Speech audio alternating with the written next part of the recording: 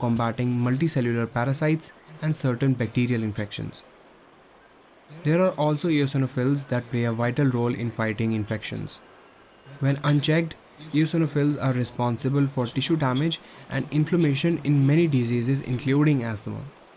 Another type of WBC of the innate immune system is the basophil. Basophils are the least common of the WBCs, representing about 0.5 to 1% of the circulating white blood cells. Basophils have a very important role in fighting the parasitic infections of the body. In addition to fighting parasitic infections, basophils play a role in preventing blood clotting as basophils contain heparin. They are also implicated in various allergic reactions.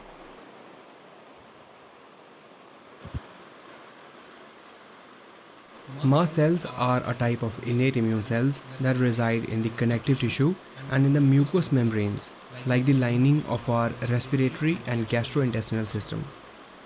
Mast cells are associated with wound healing and defense against pathogens, but are often associated with allergy and anaphylaxis, which are serious allergic reactions that can cause death. Mast cells also have numerous granules in them that contain abundant quantities of histamine and heparin. Histamine dilates blood vessels, which produces the characteristic signs of inflammation, and recruits neutrophils and macrophages. They also help to link the innate and adaptive immunity to fight against pathogens. The next two important cells that we have in the innate immune system are the monocytes and the macrophages. Macrophages, from the Greek word meaning large eaters, are large phagocytic leukocytes, which are able to move outside of the vascular system by migrating across the walls of blood vessels and entering the areas between the cells in pursuit of invading pathogens.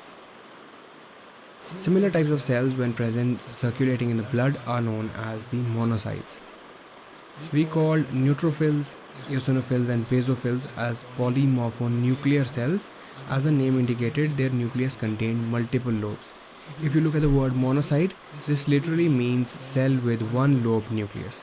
And as you can see, the nucleus of monocyte in macrophage is round to oval with only one lobe. The binding of bacterial molecules to the receptors on the surface of a macrophage triggers it to engulf and destroy the bacteria through the generation of reactive oxygen species.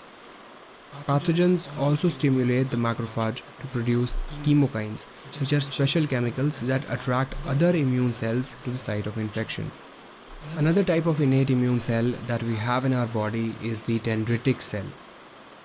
The word dendrite means branches, and these cells are known as dendritic cells because they have branch-like projections from these cells. Dendritic cells are present in those tissues that are in contact with the external environment, such as the skin and the inner lining of nose, lungs, stomach, and intestines. The dendritic cells are a type of antigen-presenting cells. Antigen-presenting cells detect the pathogens and they take the antigens that are present on the surface of these pathogens to lymphocytes. Lymphocytes are cells of adaptive immunity that we will discuss in a bit. The dendritic cells present these antigens to the lymphocytes, and this leads to attack on the pathogen by these lymphocytes and the antibodies they produce.